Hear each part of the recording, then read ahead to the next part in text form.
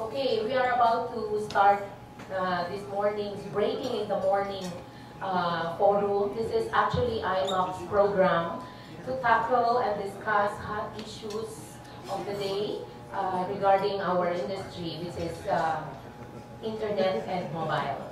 So our program for this morning, we will have a presentation from Yusek Maglaya of the DTI, and then we will have 3 panelists who will react or give their own understanding of the particular issue. And then after which, we can have a quick question and answer session. And those of you who have questions to the panelists, you can approach the nearest microphone and identify yourself, your company, and then shoot your questions or your suggestions or your opinions. Okay, so I'm Norilyn Babiera. I'm also part of the Internet and Mobile Marketing Association of the Philippines. And this is part of this program or forum is actually part of our education committee program.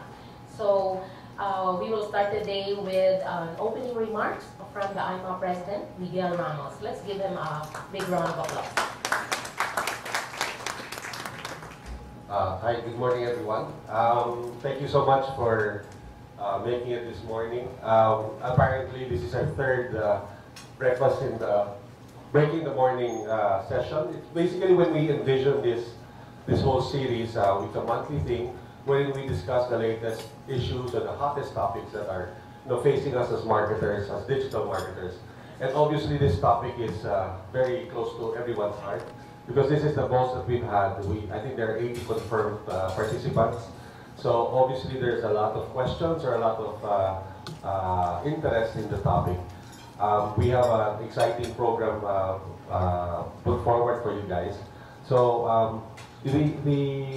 I guess as IMMAP, our objective is to always be in the forefront of the different issues that face us in the industry on the digital end. And as digital becomes more and more prevalent, important, and central to everything that we do, we really need to understand how it works in with the different traditional or offline aspects of the business.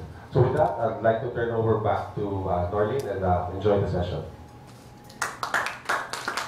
Thank you, Nick. Just before I introduce our panelists and our major presenter, can we just have a raise of hands? How many of you here are from the agencies? Agencies. Okay. How many are actually advertisers, companies, or clients? Okay, so lots of us are clients. And who are e-commerce sites? E-commerce sites. Oh, Fred, you're lonely. You're the only one. And how about suppliers? Suppliers? Okay, just a few. So basically with a majority of clients or advertisers or direct companies. Okay, so may I now formally introduce our panelists, and may I start with our presenter. I'm going to read her vitae, short vitae, just for us to know where she's coming from. I know most of us probably have heard her over the radio, TV, and print. We read her as well in print. So our major presenter is actually the Undersecretary of the Department of Trade and Industry for Consumer Welfare and Business Regulation Group of the Department of Trade and Industry, Undersecretary Zenaida Quezon Maglaya. Can we give her a big round of applause?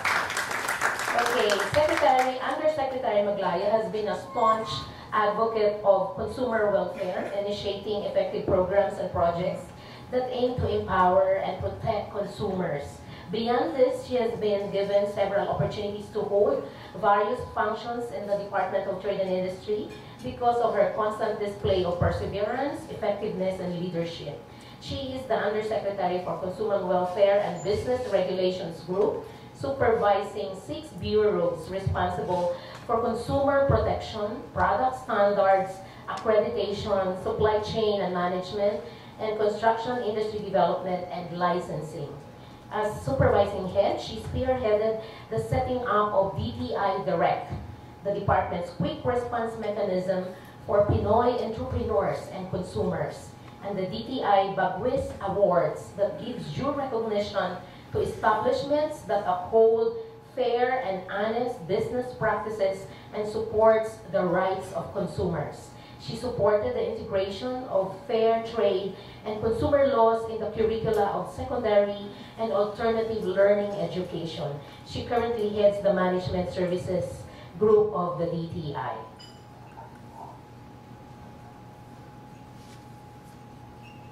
Okay, so let's go now to introduce our three panelists. And these are very familiar names in our industry. Let's start off with Attorney J.J. Dicini. He's the technology law expert of Dicini and the Dicini Law Office. Attorney J.J. Okay. Then we have Fred Levy. He is the Vice President of the Digital Commerce Association of the Philippines. And he is also the CEO and founder of Cash Pinoy. Fred Levy. And of course, our very own IMMAP Vice President and General Manager of Havoc Digital, we have Mike Palacio. Good morning, ladies and gentlemen, our partners. I've watched and noted the raise of hands, and I see agents here at agencies, and I know that for sure that you already are familiar with the rules and regulations on sales promo. I just would like to start with going quickly on a brief of what we have in the Consumer Act as far as sales promo is concerned. Of course, the law was signed in 1992. So there still was no such thing as e-commerce, no such thing as online advertising or mobile advertising. But this is a good opportunity for us to really talk about this and probably also get inputs from you as we are in the process of amending the Consumer Act. So this is one of the laws that we've been given priority in Congress. Of course, it failed to pass the last Congress, but hopefully in the upcoming Congress, we hope to push again the amendments to the Consumer Act as a priority piece of legislation for the administration. All right. Okay, just very briefly, in the law, this is the definition of sales promo. Techniques intended to broaden consumer participation, which contains, of course, promises of gain, just to entice sales. We need a promo. This includes, of course, contests, games. So all these things that we see on TV, all the games that we see on TV, the noontime shows, all these are covered by sales promo definition. The elements of a sales promo, of course, includes a consumer purchase, a promise of a gain, use of mass media, and of course, should include a duration. A promo is not an all year round thing. It's time bound. It has a specific period. All right. We have types of promos, include raffles, discounts, premiums, games, contests, redemption. The types of promos will, of course, the requirements, the forms, and the speed at which we approve promos depends on the type of promo that's applied for. Next.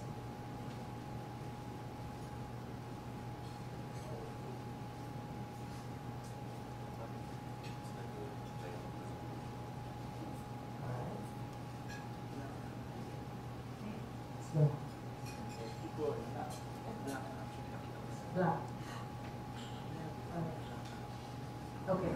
Well, anyway, a sales promo for anyone, for those who are really familiar with the Consumer Act, as it relates to the topic today, really whatever rules we have on sales promo applies to online shopping, e-commerce transactions, and also, of course, the use of internet or mobile. So it's just a different platform, but altogether the rules apply. So looks like we have some problems with the presentation, but maybe to elaborate more and on this and existing rules in government, probably we can do that during the Q&A if you have specific questions that you want to raise. But as at the note, we were saying that we would like to encourage the use of e-commerce for sales, to promote products. Oh, it's back. All right, we're back. When do we secure a permit?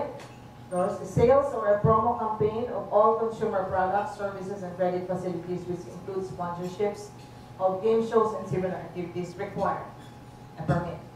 Food, drugs, cosmetics, and hazardous substances, agricultural products also fall under the jurisdiction of concerned departments. Meaning to say, food, drugs, and cosmetics is under the Department of Health. That's FDA. And fresh agricultural products would be with the Department of Agriculture. And all the rest, not covered by the two agencies, will be with the DTI. Right? Okay.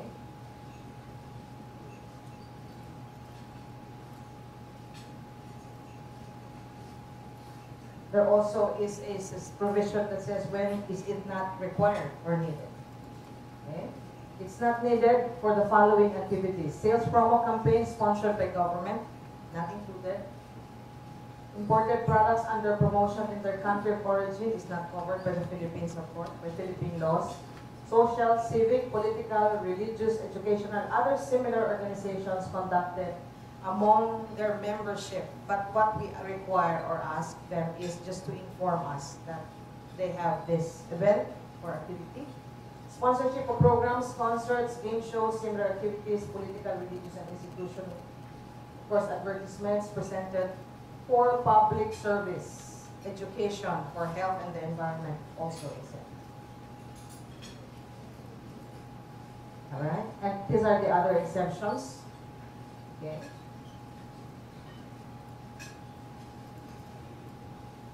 All right, these are the general rules or mechanics on how to ask for a permit. Okay, maybe just read through quickly. Applies not finished. Okay. General rules or mechanics.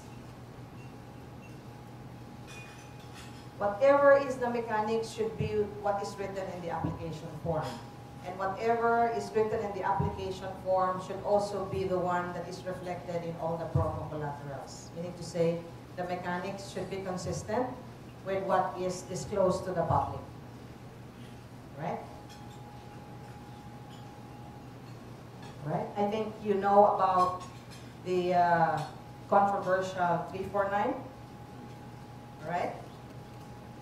That went through the screening on mechanics of in applying for a permit, okay, including what they disclosed as a security code. All right, so everything that is disclosed as mechanics should be all written in the collaterals. So if the way of determining a winner would require not just a number but a security code, the mechanics should say the same. All right, so everything, full disclosure, so that if something happens, something goes wrong, we go back to the collaterals, because that's what the public is supposed to be informed about. That's the information that the public holds on to. All right, so that's very important. Okay, where to file the permit? If the scope is nationwide, the permit, the application goes to our NCR office, and our NCR office processes it. If it's regional in scope, like Region 7, the entire Eastern Visayas or Central Visayas, it goes to our regional office in Cebu. If it is provincial, if it's only for the whole province of Laguna, it goes to a provincial office in Laguna. So that's the scope. But if it is nationwide, that's why there are more applicants of promos in our NCR office, because most of the promos are really implemented nationwide. All right. Duration of the promos should not be more than 1 year. It can be extended to 6 months maximum upon the approval of DTI. So application can go for 1 year. If you need an extension, it has to be, you have to apply for an extension. It cannot be automatic extension for another 6 months. Okay. Price reduction should not exceed 3 months. When you talk of a promo on sale, it shouldn't go beyond 3 months, depending on the type of promo. So there are different time frames or periods at which a promo can be applied for. Closing out sales should not be more than 6 months, of course. In your closing out sale, it should be as fast as possible. You don't have a closing out sale for 1 year, right?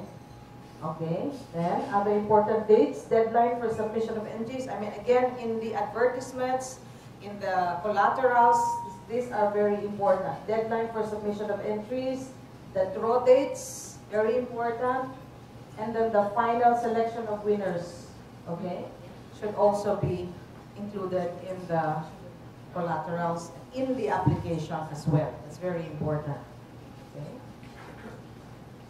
All right.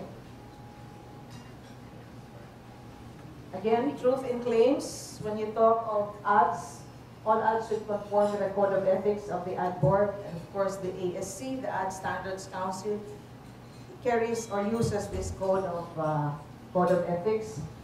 The Code of Ethics is in conformance with the provisions of the Consumer Act. So we have no problems with the Code of Ethics that's being used by the Ad Standards Council.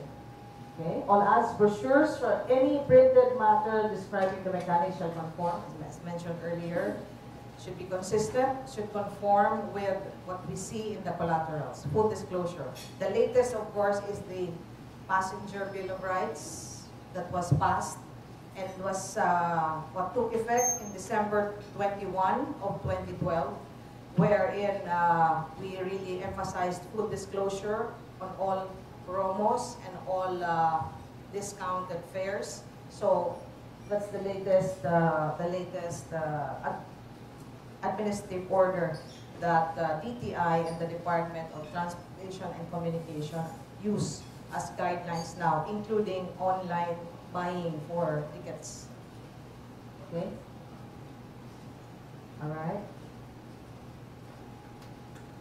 Cancellation of sales promos. There is need for approval. Okay. Approve but not, for example, approve but not started. You got the approval but you decided not to proceed. So no ad materials have been disseminated and released, but DTI has to be notified. After publication but before commencement, written notice to DTI less than 5 days before commencement if you think you intend to cancel or not proceed with the promo. Information dissemination the same manner, frequency, and medium as it has been announced before, because once it is already out, it's going to be difficult to inform the public that there has been a change. Sponsors shall honor their commitment should they fail to comply with the required period. Okay.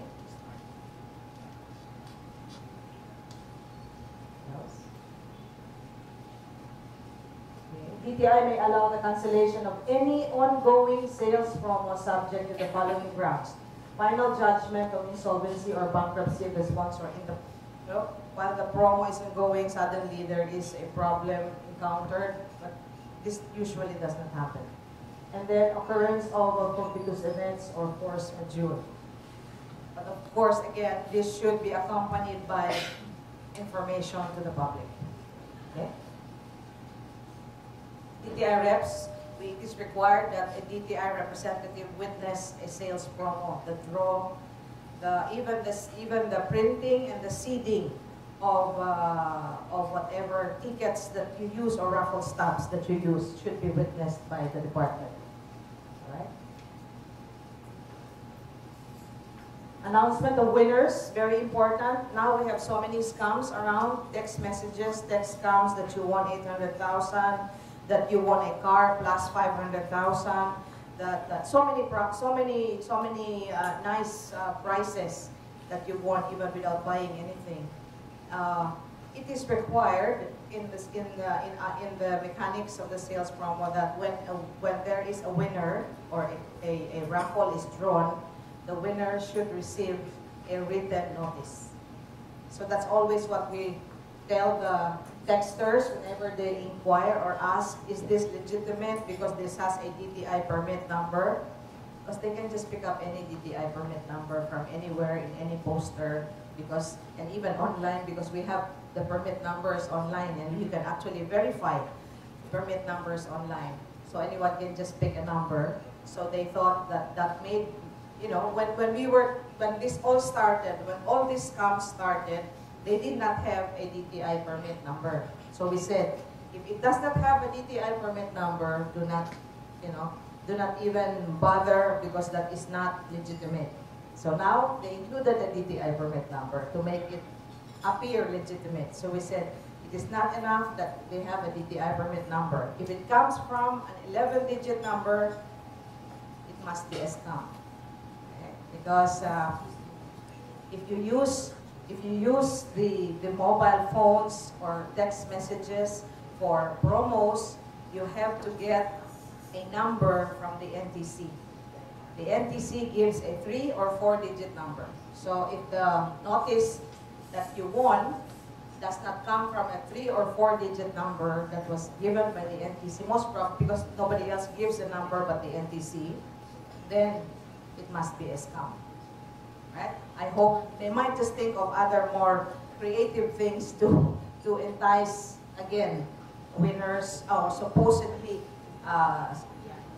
receivers of this, recipients of these messages, because all they ask actually would be maybe load, maybe 10,000 pesos for insurance, for the car that they say you got or you were able to win. So they ask you to deposit this in a certain account or in a money transfer institution like probably Western Union or Jubileer. But we're also talking, and we've been working with Western Union on this, and they already have, actually, they've been very vigilant also in informing and asking whoever is depositing as to whether they really know exactly who is asking them to deposit money, para medyo magsip-sip ng konti before they really part with whatever money that was asked of them to deposit or send. All right? Again, claiming should be within 60 days.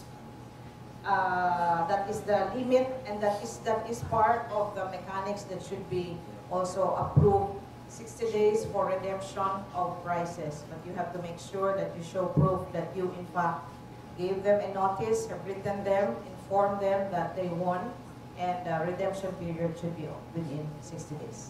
All right? So I guess that's it. So should there be questions, maybe we can elaborate and discuss more. Questions, concerns, areas that you wish to clarify as we go along in this session. Thank you very much.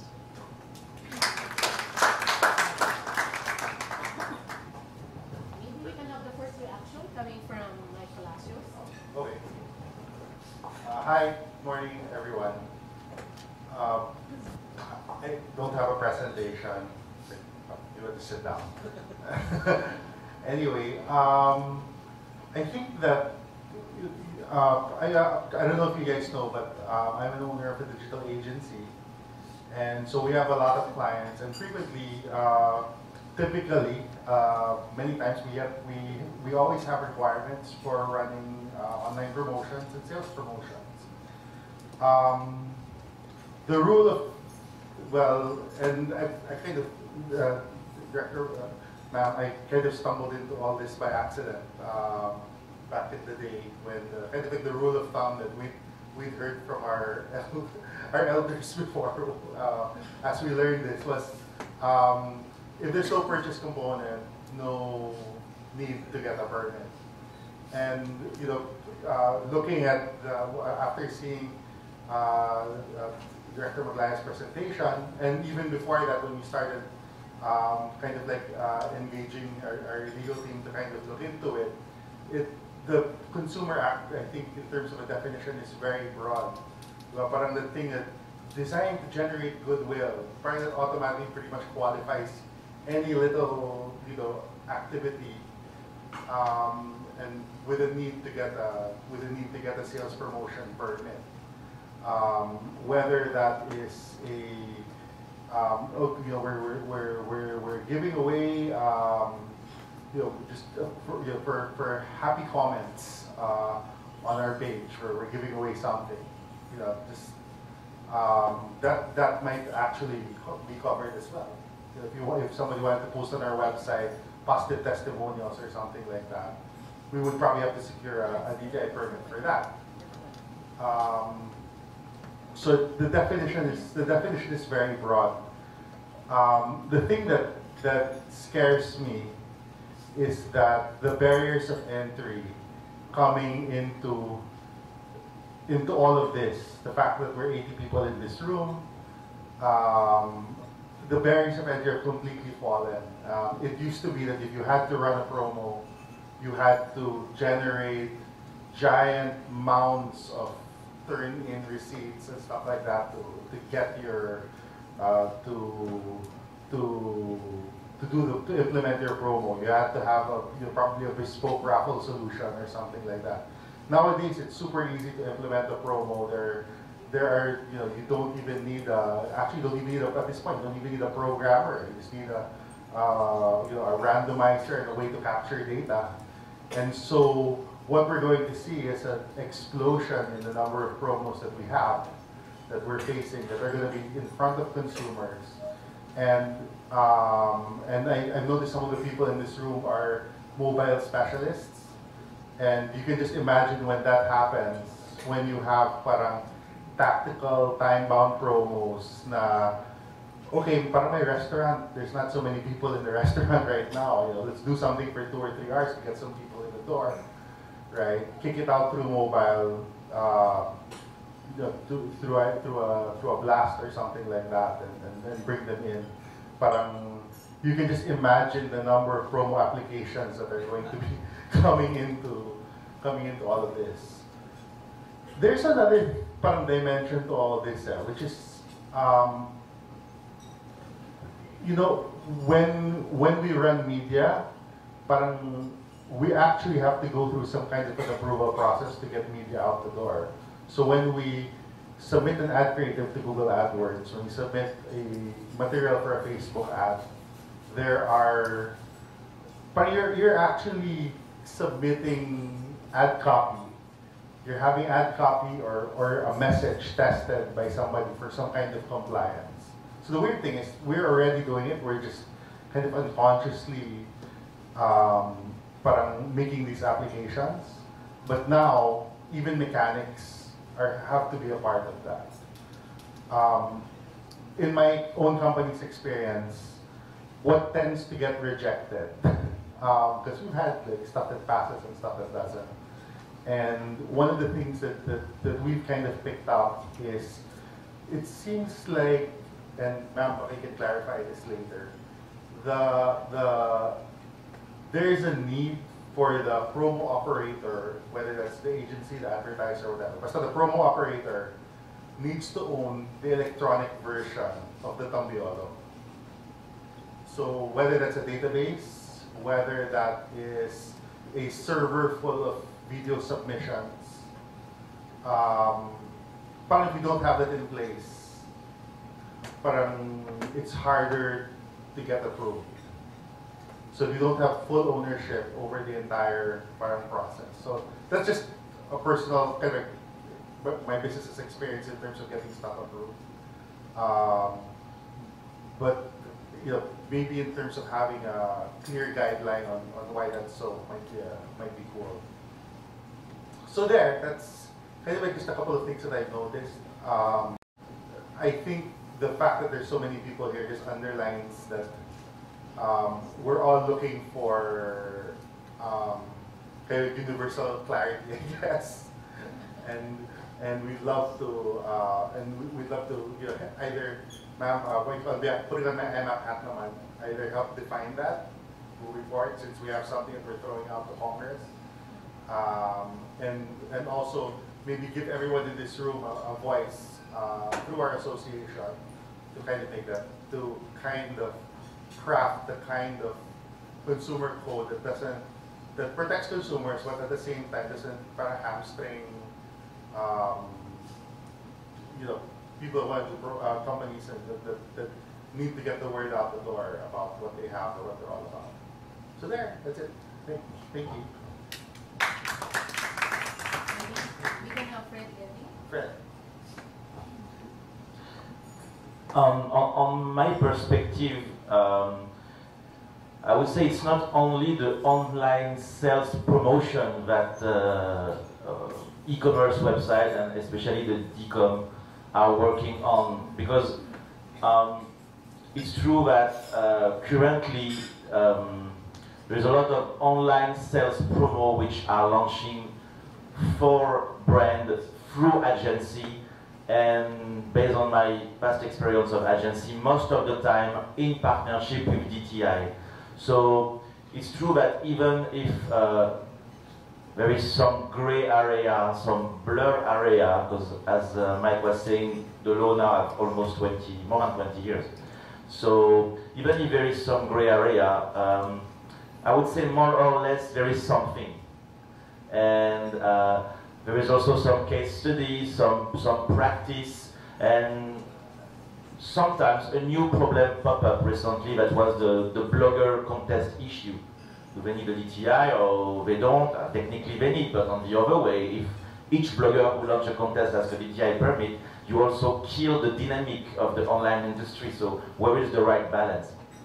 I think on my perspective, the issue is a little different, because in e-commerce, as of today, there is not a lot of things. I would say that the gray areas are bigger and there is more gray area.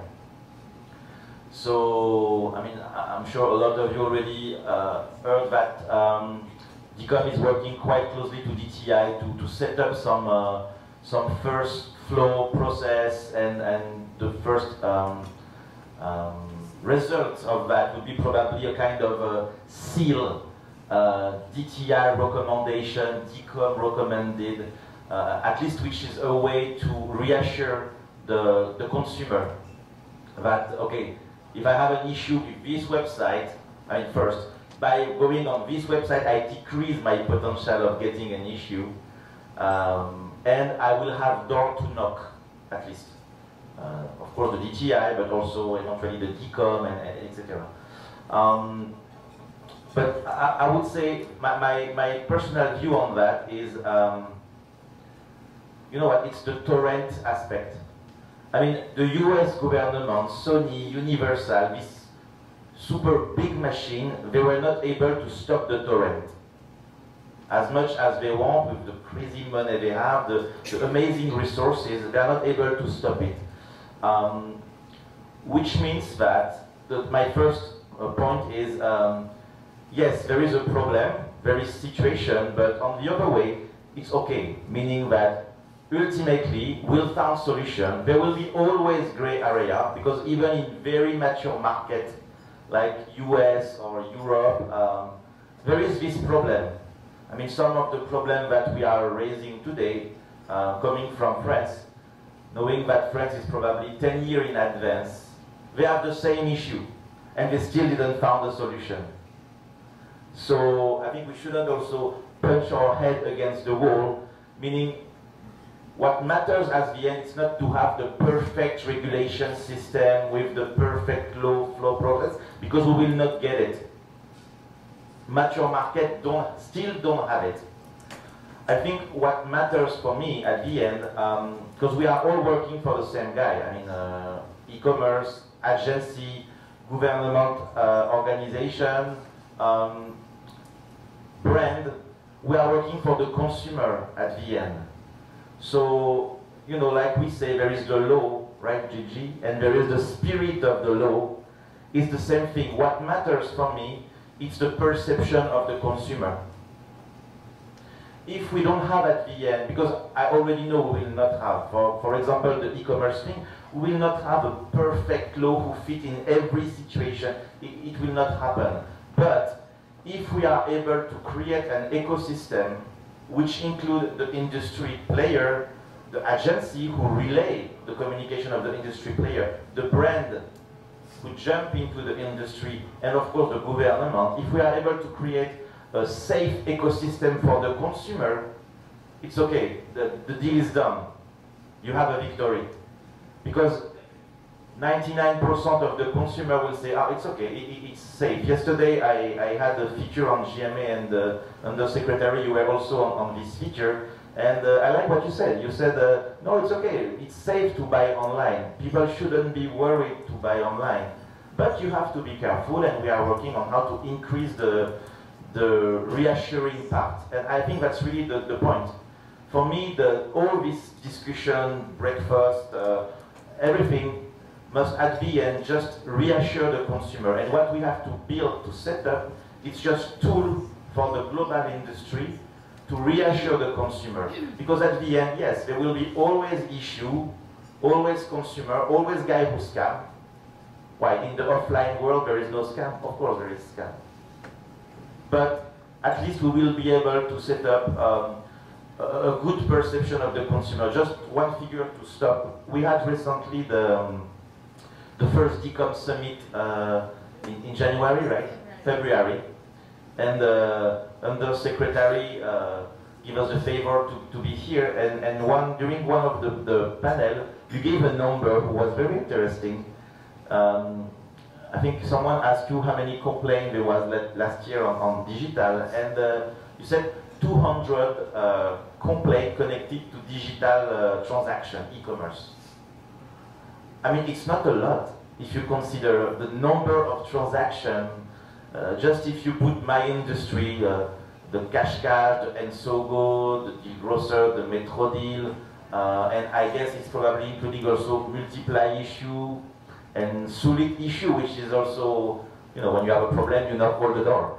So if at the end you consider it's only 200 complaints regarding the volume of transaction, it's not so bad for a newborn industry where there is a lot of gray area and who still have, as of today, a so-so perception of the consumer. I think it's kind of optimistic to say that, yeah, we will finally arrive to something positive in this ecosystem. And we have JJ, Attorney JJ. Yeah, good morning. Actually, I think Fred said everything that I wanted to say. Basically, the rules are, I think, in a period of transition. The consumer app, let me get, what year was the consumer app? The consumer, 1992. And so it's a 20-year-old law, written before the internet. And so another implementing rules, I think, are now starting to come into contact with a lot more people. This was written at a time when there were very few companies that were undertaking, basically organized businesses that engage in promotional activities. Now what we're seeing with the explosion of online activities, that it's individuals running their own websites, running their own promos. And so the rules are starting to come into contact with them. I think the major issue is processing right now, whether DTI can respond effectively to monitor the situation and provide the same level of consumer protection that they want to provide, that they are mandated to provide under the law. But at the same time, I think there has to be a balance between what the industry needs, what the demands of this type of business, an online business. They want instantaneous response from government. But I think the bottom line is consumer protection. I don't think that there is a disconnect between what consumers, what businesses want and what the DTI wants. It's just a matter of having to adjust with each other so that there's compliance with the law. Having said that, I mean, if you look at the 349, which you mentioned kanina, the 349 issue, I remember I was a law student back then when that came out. Some of you might not have even been born. Matagal na yun. And, but after I became a lawyer, I actually handled some of the cases. And I looked at all the DTI compliance that Pepsi did for that promo, and they were in compliance. All of the, my recollection is that all the promo mechanics were submitted to DTI, including the list of winners. I don't know if you recall, but the problem was not in the original period, but was in the extended. It was in the extended period, and the error actually it came down to a computer error. It was in the list of the computer kasi was looking at not only the winning number but also the security code attached to it. So the winning number was in the original batch as an unwinning number to the different security code. Anyway, there was, to the extent that there was, I think the winners were already predetermined, so it's not a game of chance. It was in a vault, so that was established. the bottom line is that even in that situation, when you think about it, there was compliance with DTI regulations. The consumers, in that sense, well, I guess that's a debatable point whether or not consumers were harmed. But still, the cases have been filed. I think the point is that that kind of large-scale promotions can be conducted by businesses today still. But I think the kinds of promos that we're talking about that are being undertaken, and I guess in an experimental stage by this industry, involve much smaller types of promos that may not, and individuals who may not have the kind of infrastructure to interface directly with DTI. So I think that the challenge is for industry organizations to come up with a stopgap measure, perhaps in cooperation with the DTI, so that the DTI can fulfill its function. At the same time, perhaps the industry groups can sort of form a bridge so that the level of consumer protection can be as desired by the DTI. Thank you.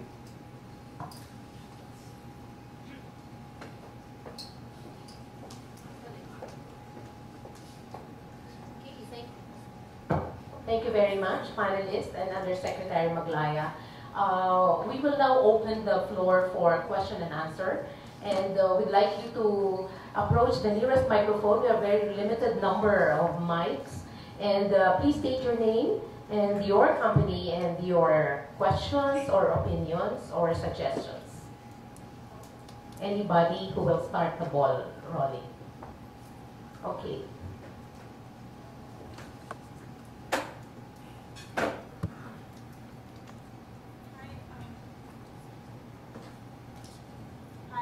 My name is Margo Marquez. I'm from BPDO Bureau.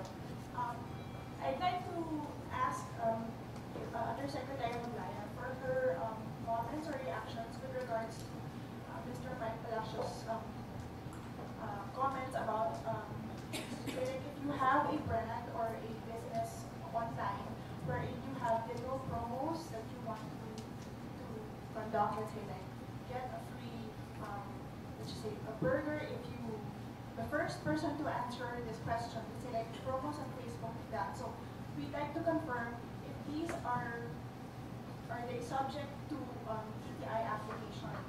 Because a lot of brands are really interested in doing so. However, it always goes back to that question: do we need to get DTI application?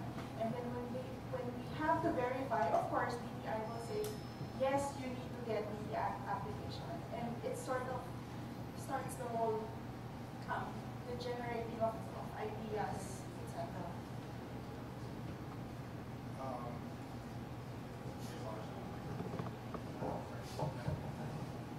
So just to clarify, that is the mechanics na para first to comment, get a burger, or first to post something on our site. So you just want to get engagement online by rewarding your consumers or your fans on the page.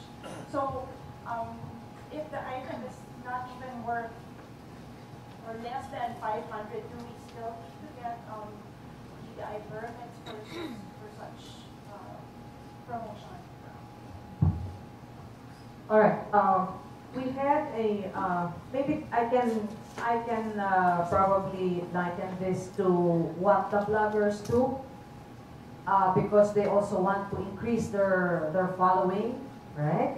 We had a meeting with them because actually it floated that DTI wanted to regulate the bloggers because of the in a way how they offer some items, which they say are some of their personal belongings. Some of them they say it's really very small item. We just want to entice or encourage participation and maybe comments, soliciting comments. In that meeting, something like this we said will not require a permit. All right, not a promo permit. However, if the site will be used by a commercial institution or establishment to already advertise, then that's a different thing altogether. Because sometimes your sites, or for example for the bloggers, dumadami na yung following niya. mag-advertise na ngayon yung nagbibigay ng supposedly sponsor. Diba? And if that happens, it becomes commercialized already. And if it becomes very frequent, then the advertiser or the sponsor should apply for that permit. Kasi he's using that site already to entice people. So there has to be a permit for that. Now, there was also an amount that was discussed, and the secretary said, if the amount of the rewards or the gifts do not go above 1 million, no need for a permit. Total for the year. Kasi baka mamaya malalaki na yung items or dumami ng dumami, parang that's already more than the simple enticement. So the agreement then was 1 million. If it reaches 1 million, when 1 million mark for the year, then you should be covered already by a permit from government, whether it is the DTI promo permit or a business permit. Kasi ginagamit na yung site mo to probably to, if you offer, sometimes there's already now advertisements or probably offering to sell. So it becomes like a business transaction site already. So those were the disagreements then. Now, so far, no issue anymore related to that. And it's been quiet so far. Thank you very much. You said, Maglaya, that 1 million, total of 1 million sales, that was in 2011. But now we're back to the regular regulations. No. Or it's still applicable? That still applies for the blogger sites. I'm just using as an example, the bloggers, the sites that they use, because they were the ones that we met with. Now, if there's something you think is not covered by that, it's something that we probably can discuss and really detail out. But if you somehow can relate to the situation where the bloggers are, that's how we resolved it at that time. Yes, please. Hello, good morning. My question, sorry, my name is Sarah Kabuya from Sun Life. And my question is for Insect Maglaya. Because our products, obviously from Sun Life Financial or is life insurance and investments, we are not allowed to sell or in order to, or what I see, or insurance commercial causes inducement. So most of our online campaigns or promos are really just small things like what was mentioned, like comments and posts, etc. So before, we used to get what the DTI calls the negative certificate. And it basically tells us that we do not need a DTI permit to run our online campaign. So I would like to know if that sort of permission still stands at the moment, because we never really sell anything, or we never really require anyone to purchase any of our products. And what should we do if that's not the case anymore? That still holds. So now there's been no change. So it's just it's just a matter of informing the DTI and getting that certification. In that case, what we usually do is just submit a letter to DTI. So is it still something that holds true for now? Yes. Thank you. Thank you. Yes, Chris. Maybe, Chris, you can use this. Thank you, Robert. Good morning. I have a few questions to ask, and basically I'm an IMMAP student. I wanted to know from DTI, hearing from all the panels that we have here, first with regards to the reps now. The DTI reps. If a company starts, of course they're all well-versed in doing offline representation in terms of guiding the people conducting the choosing of the winners. For the online, do we have reps right now who are as well versed to know what's going on with the promo, where the programs are being used? And number two is with regards to the randomizer that Mr. Levy mentioned a while ago. It occurred to me that I was there at the 2011 bloggers meeting with you guys, and I was wondering, now that that was mentioned again, is DTI endorsing apps or programs that we have right now, like Randomizer, that we could use legally so that we could choose the winner digitally? Does it make sense? If we can use certain programs that's available online to choose winners, are there to choose the winners? Are there programs out there that the DTI has endorsed? There you go. We are not, I guess we don't endorse the programs, but all you have to do is inform us and include that in the application as to how, what the mechanics are and how you will choose and eventually pick the winners. Because this is also being reviewed.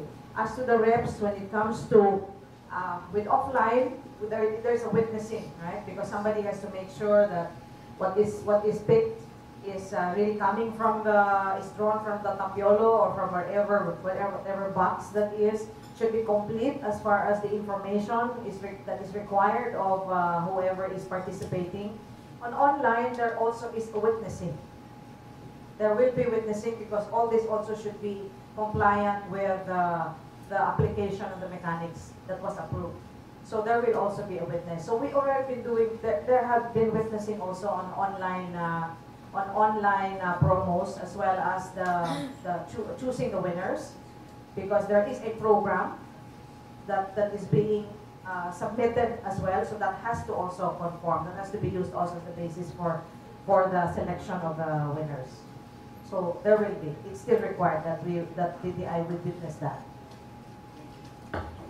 Thank you. Any other questions? Yes, please.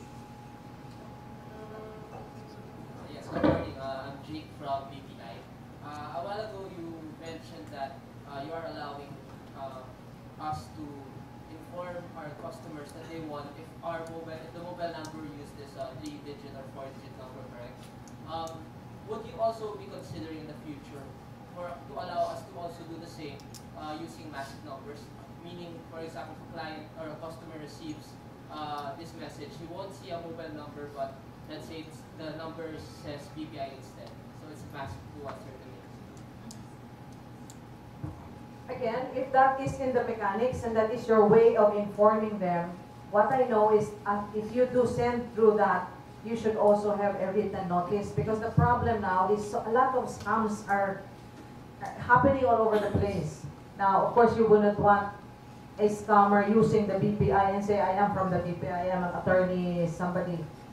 Because even our DTI secretary is being named, there is a foundation of the president, the PCSO. I mean, they've been really using so many names already, and you wouldn't want that to happen to BPI as well. So as long as it is mentioned, it is noted in the mechanics that it is your mode also of informing the winners, that should be no problem.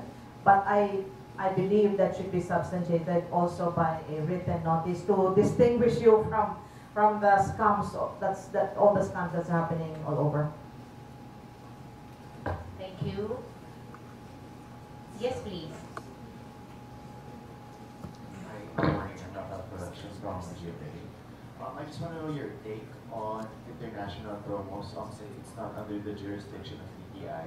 How can we compete, like global companies, how can we compete when international companies do certain promos online, since some of their promos are available for the Filipino market? You're right that the international promos are not within our jurisdiction, but if they have partners here, then it's going to be the merchant who we will run after. Again, international merchants or sites, of course, have their own way of promoting. It is up to the consumer to be aware of what he or she is patronizing. And one thing good about social networking, the blogs, people get to know exactly if there are problems in the sites and in buying or patronizing this merchant. So again, it is really the consumer in the end who should really be informed and be aware. So it's very important that here with us, locally with these groups, with IMMAP, maybe with DCOM or other associations, that we really come up with a seal or a trust seal that will really be used by a consumer to really be guided. Because as DTI enables business, because we really have two missions, enabling business and empowering consumers. So it's really a balancing act that we're doing. We want to enable business. We want business we want to promote business. We want transactions to really increase transactions using e-commerce. At the same time, we want to make sure that the consumer is protected. And empowering consumers means giving them enough information. Just give them all the information they need so they themselves can protect themselves and their rights. So with that one on really, what we're doing and trying to look at now is how can we make representation in the, of course, in the international community, because there is, of course, a manager of these sites as well. We are trying to find out how we can make representation, and should there be problems here, probably also alert them, and so they know that we have problems with their probably the merchants and those who patronize their sites.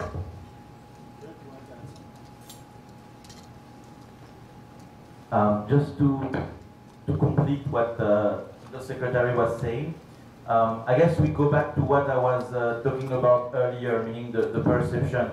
Just before we start this speech, we were talking together with the panelists, and we were joking about an analogy of Divisoria and SM. Divisoria is here, and it's not closed, it's not planned to be closed, and you can say Divisoria, but you can say Green Hills or whatever. When you want to buy something, you have the choice. You can go to Divisoria if you want, or you can go to SM. But if you ask to any consumer today, they'll be able to tell you, yeah, if I go to SM, I know what I've got. And if I have to Divisoria, I know where I'm going into. Meaning, technically, it's not a zero risk. I mean, the zero risk never exists. But I increase my potential to have issue. And if I have issue, I increase my difficulties to fix it. So it's the same thing. If tomorrow, and once again, it's the same in US or in Europe. I take this example because these are countries who already who are familiar since a long time with this type of issue and still didn't find a way to fix it. So if, for example, you play, to use your example, to a contest organized by a Colombian or Venezuelan website, yeah, if you have a problem, for sure it will be trickier to protect your interest than if it's a local website. But you will not change the internationality of the online aspect. That's the way it is. What you can do, once again, is just to emphasize your assets, to reassure the consumer and to make him inclined to go with you instead of going somewhere else. For example, at DCOM, only the company with a local headquarter who have their headquarter in Philippines can be members. If tomorrow you buy a product from a website and you didn't check the term and condition like 99.99% of the people, you would be surprised to know that, I don't know, their headquarters is in Virgin Islands. And I know some very famous websites, the headquarters is in Virgin Islands, and it's status in the term and condition that if you have a problem, it's the Virgin Island law, which is the good one. So good luck to refund your travel or your restaurant voucher or whatever. Thank you. Yes, please. Hi, good morning. I'm Cherry from the Pacific Team Company. We're manufacturers of canteen products. Usually, when we apply for new products or promos, we go through the NMIS. So my question is, with and without purchase component, do we still need to apply for DTI permit? There's a purchase component, but since this is meat, NMIS does the inspection, but since this is a food product, it will be the Department of Health for the promo. FDA, particularly.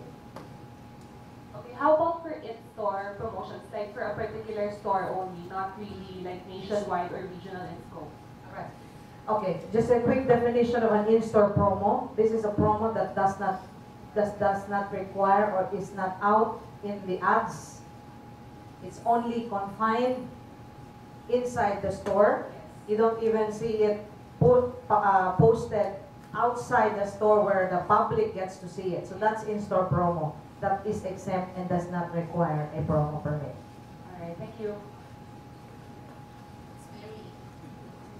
That's a very good question.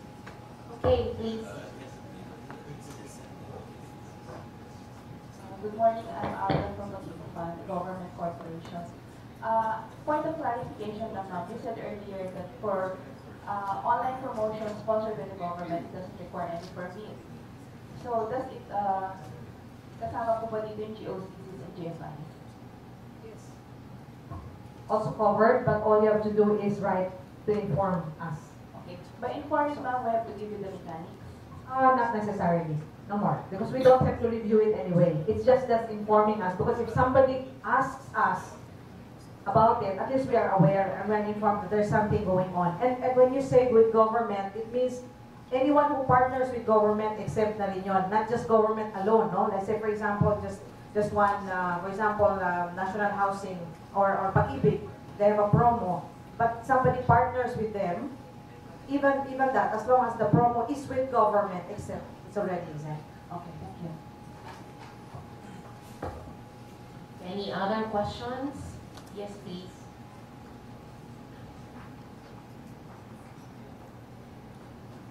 Okay, good morning. My name is Ness, and I'm from a healthcare industry. I have two questions. Firstly, as mentioned earlier, it's more of a DOH permission, and then of course, inform DTI of the promotions. What if the say promo has the say the price is derma product?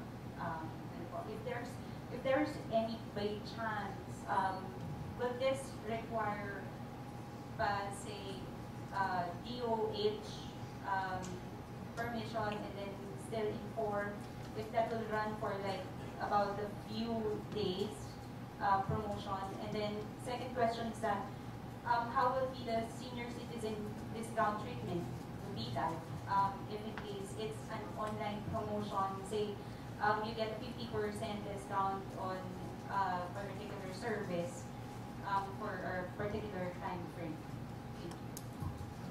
If it's a derma product, then that will fall under the FDA. No need for DTI to be informed because they are our partners as well as one of the implementing agencies. So we are only given information, and we also are asked. We also do approve promos that are covered by that carry products or services outside the purview of what FDA covers, like food, cosmetics, and medicines.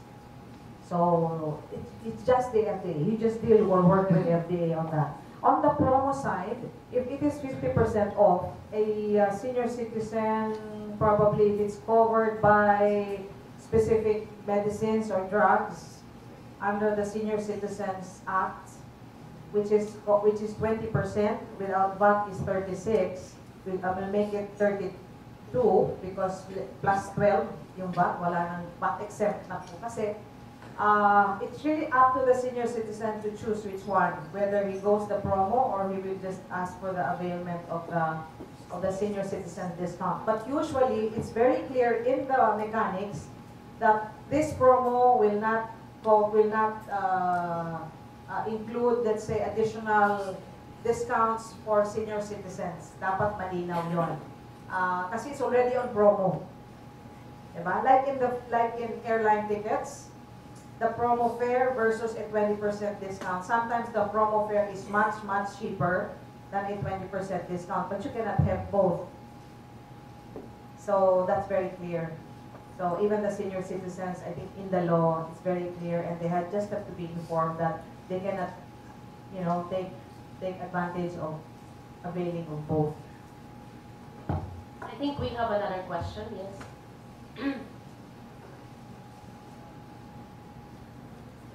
morning, I'm Angelica from GMA. Yes, what if we do an online promo that has no purchase requirement and that the price is has no monetary value? For example, meet and greet with the artist. Does it fall under your jurisdiction?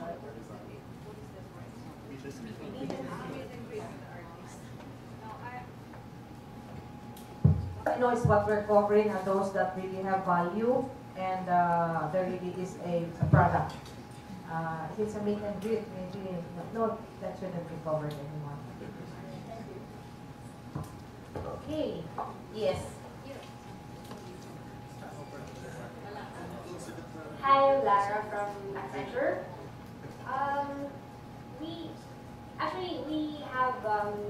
I handle the social media component of Accenture recruitment. So if it's for recruitment, we have a lot of communications to candidates, to the external market. So the question is, if the promo is going to be recruitment related, does it mean that we just submit a letter? Will that apply? What kind of a promo would that be if you're talking of recruitment? For example, I am Gary from Accenture. We have some promos, like for example, if you apply at a recruitment center, you could win something. Does those need permits? There's no purchase, you just have to walk in and apply. if you apply, you win something. Para scam yun ah. No, but honestly, there are really some, okay, there are some offers like that, no, na they find out later on that before they get hired, they have to sell. And this is a dole issue, dole, Department of Labor, because it's not within our purview, because this is employment. Maybe this one is something that probably the dole, but I was just wondering, that's why I was asking, I wanted to find out, what is the offer? Like you say, you apply, then you get a reward or something? It's more of, if we have a lot of openings, we have a lot of course we want to entice people to apply. Our company, they don't have to sell anything, we just want them to come in and apply, and they might win something. Is that something that needs a DTI permit?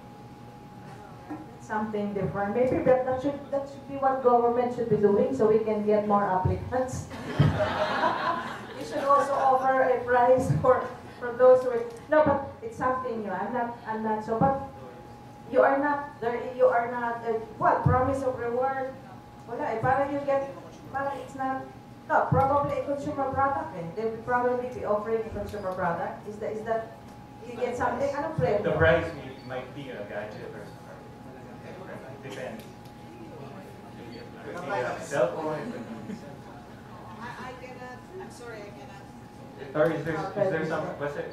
Some of our folks have been trying to contact DTI, and sometimes they say di kailangan daw, sir. We have to be consistent there. I think we'll we'll just I'll bring it up to our head of policy, and maybe we should come up with a clear answer to that. Kasi kung gano'n na depende sa kausap, sometimes it's yes, sometimes it's no, diba? I think we will have to clarify this, and we'll get back to you. Maybe through IMMAP also, so that IMMAP can help us disseminate the information.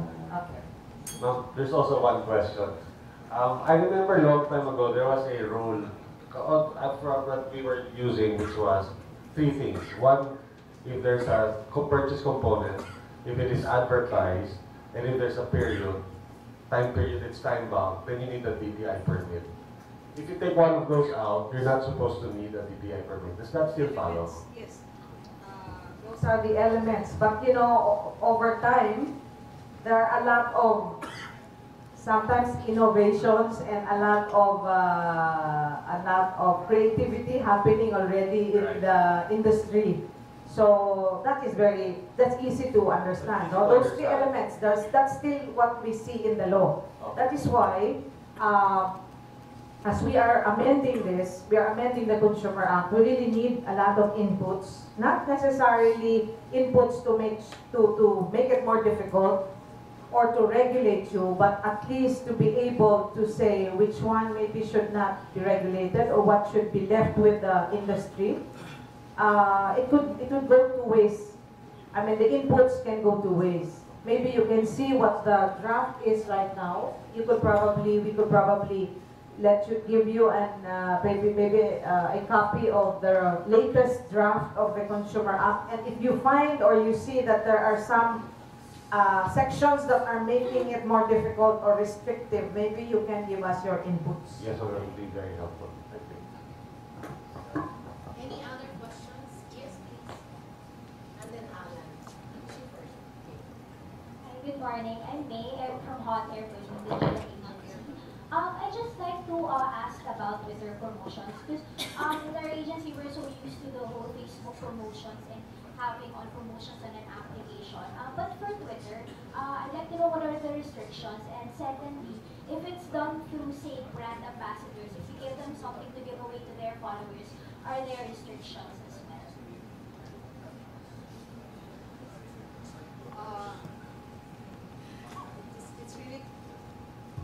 It's really kind of difficult to give an answer or a general statement because I might be quoted and cited, and if somebody will tell you that they are violating certain rules, baka ako masisante.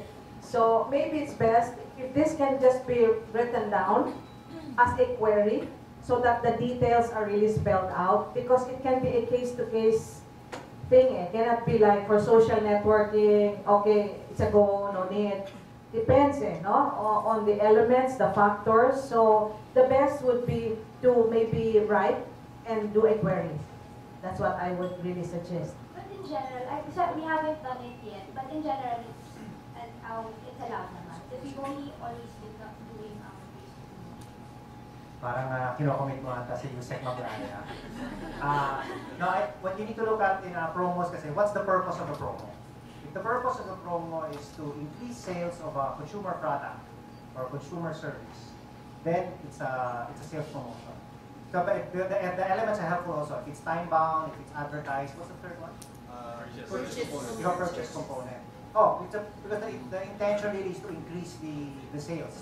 So, so the question is, what is the purpose for you engaging in a Twitter campaign? If the purpose is to increase sales of a certain product, then clearly it's a sales promotion. You're just using Twitter as the platform. Now you can argue, maybe you can argue with DTI whether or not Twitter is a mass media, because there is a DOJ opinion. I'm not sure if it's been reversed, but there was a DOJ opinion some years back where the Department of Justice said that the internet is not mass media, and therefore not bound by the rules on mass media. Kaya hindi 100%. Mass media kasi has to be 100%. So ISPs are, as far as NTS is concerned, was 60-40. But because of public service law. So we need to play around those rules, but if the purpose is to increase sale of a consumer product or service, which is why in the employment aspect, hindi. Kasi you're not increasing the sale of a product or service. What you're doing is you're increasing applications. Pwede kami mag-apply for a free iPad. Yeah, so in the case of Accenture, since it's not increasing the sales and it's not for consumer, they're not actually covered by the Consumer Act. Something like that, Attorney JJ. Tama si Mame. Kung gusto nyo magtanong, tingnan nyo yung rules on recruitment. Kasi what you're engaging in is recruitment. O tapos nagbibigay kayo ng promise. So you would look at labor code. Yes, you look at that. I think the specific agency might be the POE. Sila ata nagre-regulate ng recruitment agency. So they might see that recruitment activity with a promotional component. Chances are they've not looked at it closely. But if you bring it to their attention, then they might be able to use some guidance. mean that we need to give them written notice also? These other employment-related agencies? Ang suggestion ko is you go there on a blind basis, make a inquiry. Ano lang, yung general questions. Kung hindi nila, kung wala silang sinasabi ng malinaw, they can point anything clear to you, then just go ahead and do it. Kasi wala naman silang advice session. I don't think there's anything in writing. I don't think there's anything specific in the law that covers this. I know that recruitment is a very broadly defined term in the labor code, and your activities might, I mean, kung gusto kasing gawin ng TOA na i-cover yan under recruitment, you need to be a licensed recruitment agency. That might be, that's a different issue altogether. But chances are, I think there's nothing there. Hindi kayo regulated. Chances. I have another question, because aside from the external promos that we have, sometimes we also conduct internal promos. So if it's internal, because we're dealing with thousands of employees. So what we were told was that, I just want to reconfirm if it's correct. What we were told was that we don't really need the DTI permit if it's internal consumer. Any activity or event that's internal to a company, because you don't advertise, you don't have patronizers, or you don't get others to also participate, public in general, will not require a permit, neither a letter to inform us. But once we advertise, it's only time we advertise. Yes, because when you advertise, it's like you're opening it to the public already, right?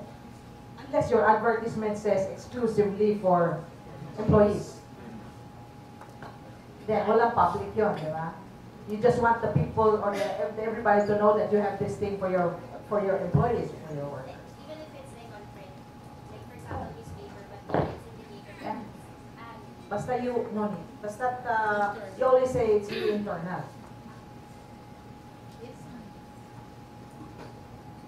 Good morning, I'm Alan.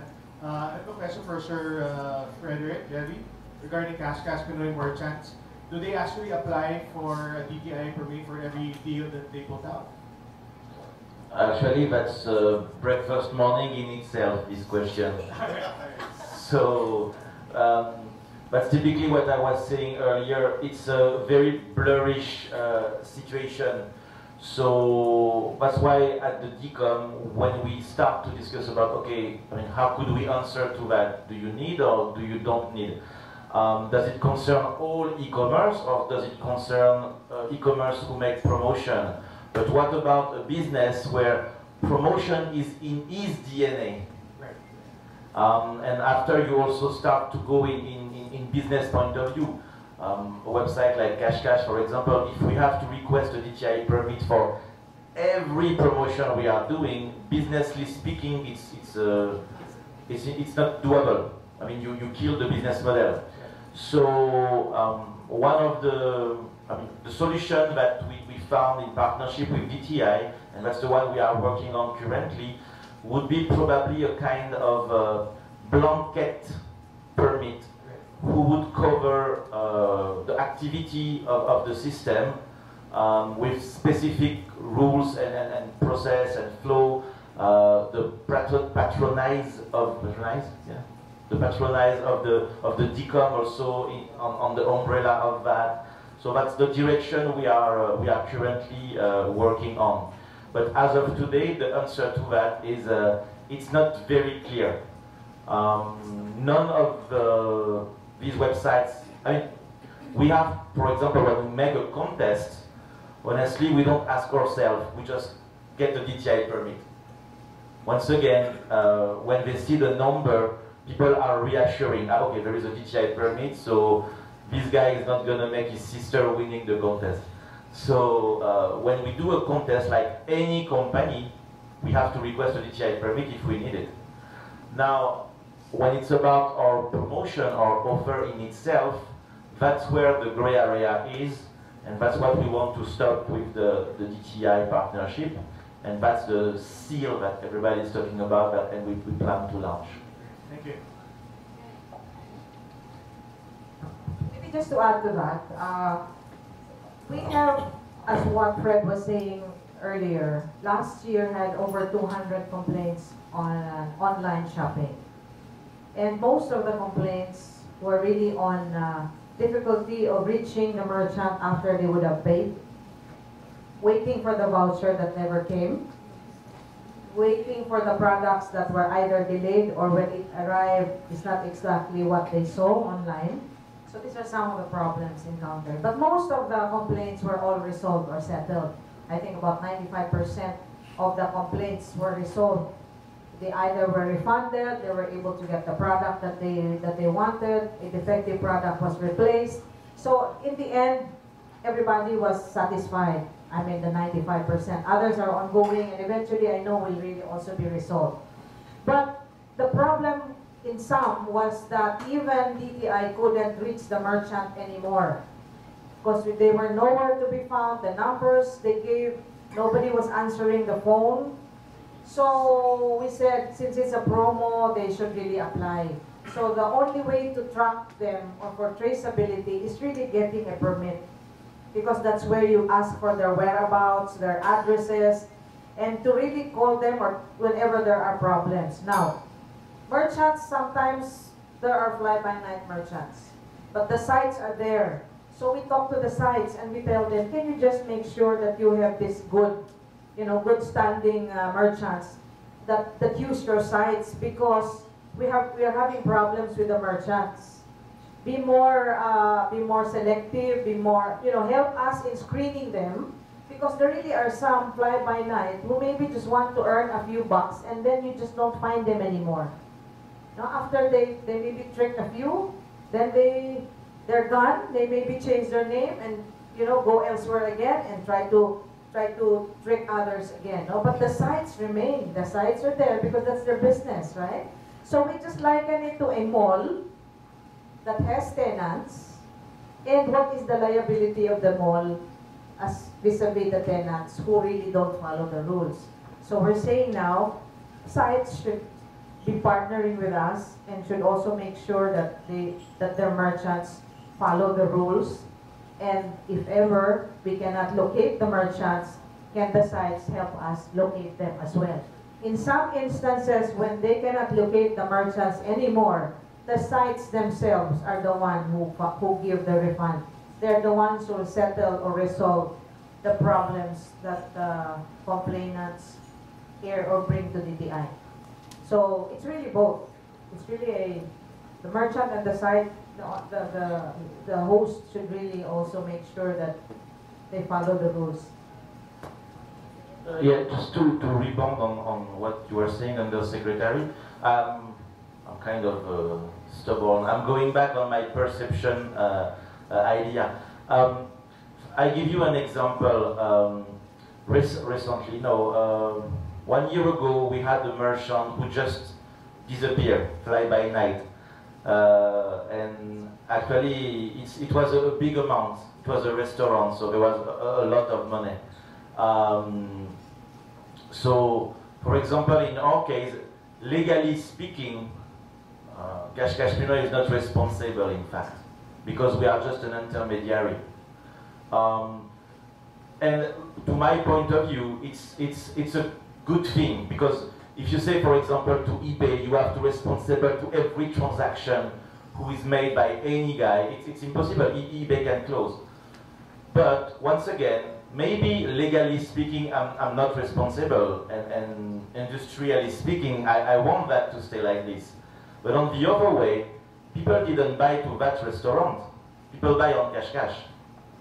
So if I compute the cost of the scandal, the image, the perception of the consumer, and consumer that I pay to acquire, I mean, you are all in agency or brand, you know what is the cost of acquisition. If I make all this computation, and also just simply the ethical point of view, it's simpler for me to refund everybody. So that's what we've done, in a way. We refund everyone, so we take our loss. I think, honestly, for all the DCOM members, I know they all had issue like that, and they fixed it. That's why Undersecretary was saying 99.9% of the situation are fixed. So as of today, all the company have this mindset that the perception of the industry must be positive.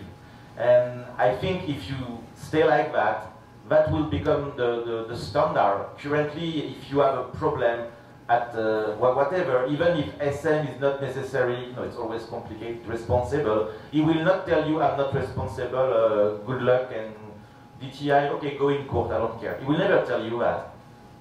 He found a way to make it happen, because ultimately, it's his interest. So it's the same thing in this case. My interest is to work with the DTI to have this seal. My interest, if there is a stupid merchant who run away, is to look for it with the DTI. My interest, if eventually I cannot reach the guy or he fly in Singapore or whatever, I compensate the people. I found a way to make them happy.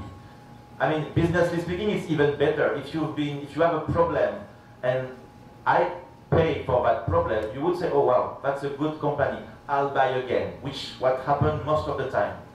If you check our loyalty VIP members and you link it to our complaint people, most of the time it's the same. And maybe I should also add, in the Digital Commerce Association of the Philippines, we are now partnering with DTI to really have this program, which is what we call the Trust Seal. The Trust Seal is, we're trying to promote it as soon as we have finally signed it with DTI. And the Trust Seal program underlies the champion companies that can build consumer confidence in terms of online buying. So we are all new in this space, and we want to promote the business and the growth of the industry, the e-commerce industry, by doing all these business practices. And in the Trust Sale program, one of the very important element is really for a merchant, an online merchant, to have customer service support, wherein you can call, email, etc. So consumers who have problems, or even they will be reassured when they take a look at the site before buying, they can have an assurance that they can call the customer service support of this merchant. So that is one of the very important element that we are trying to do with champions for our Trust Seal program. Also, another thing that I want to also include is, we know that everybody now can be in the internet. Everybody now can be publishers. Anybody now can sell through the internet. And even for the bloggers community, even if we have heard the annual prize, which is 1 million for all your raffle and your contest, etc. I think it is also best practice for a blogger who would want to monetize his blog, his or her blogs, to really come out and seek business permits, so that we can all be above ground. We cannot be underground. So that's also one good best practice for bloggers who have long-term vision of their blogs to be monetized and put it into business. So maybe the thing first is to really go into get your usual business permits. Can I just add, as we've been talking about sales promo, in the law, in the Consumer Act, there are also sections on deceptive and misleading advertisements, as well as false and unconscionable acts or sales practices. So it does not, we are not limited to promos, but we also are supposed to make sure that there is full disclosure, there is no deception or misleading information in any advertisements, of which in this area we are working with the ASC, the Ad Standards Council. And we want them to really, also, again, as we also want to strengthen the partnership, we want to do, let them do self-regulation, police their own members. So the government is, is not really burdened so much with all these regulations. If everybody anyway will just be following the law and the code of ethics are all in compliance with existing laws and rules and regulations. So why do we have to always run after them and regulate them, right? So we just be there to monitor, and if the complaints are growing or complaints increase, then maybe we have to sit down again or, maybe see whether they really have to be regulated after all. But I know that's something that industry wouldn't want to happen, and they will do everything to make sure that government will be happy and the consumers will be happy as well. So those are other sections in the Consumer Act that not only in sales promo that government can regulate or government can step in, but any deceptive sales or deceptive or misleading advertisements that come our way or that we monitor also can be faced with some violations or formal charge. With regards to the air passenger bill of rights, for example, for the airline companies, maybe because I think was it Fred or Mike who mentioned about the volume that's coming that can come out of online purchases, online promos, and the speed at which these are all implemented. With the airline companies, we agreed that we do post verification. They do not have to wait for an approval from DTI for any promo, but they just have to submit before they post online, before it gets published in the papers, so that DTI is already holding on to the mechanics. And if there is any problem when we do our post verification, that's when we call them and probably ask them to explain. But they don't have to wait for that approval. So if you notice, the advertisements, the promos online or in print no longer carries with it a DTI permit number because we don't give it in advance. So that was the agreement because they were worried kasi 12 midnight, 12:01, nilalabas na nila yung mga promo. Paunahan yan, di ba? They cannot wait. So they want speed, they want this fast. So we are in a way adjusting also to what industry needs because we cannot ask industry to adjust to what we've been used to. We have to also know what's happening, how it's done, so that we should also be in touch with and also be able to address the needs or demands of industry, particularly in this area of advertisements and promos. Thank you very much, Yusek Maglaya. In fact, we're very, very happy to partner with DTI because DTI has a different way of thinking, not the ordinary government agencies. They have been very proactive and very open to us in terms of our inputs, both IMMAP and DCOM, when we are trying to take a look at the amendments of the consumer law.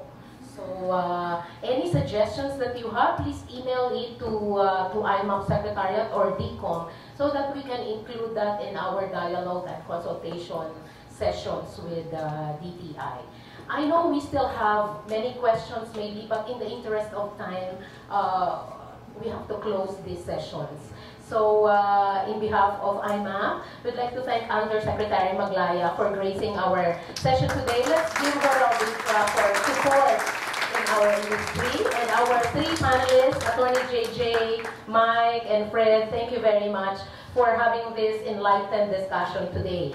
And may I just have a shameless plug? Our future Breaking in the Morning sessions will focus on Bureau of BIR taxation rules and guidelines on advertising next month. That's May 9. And the World Federation of Advertisers guidelines on advertising to children.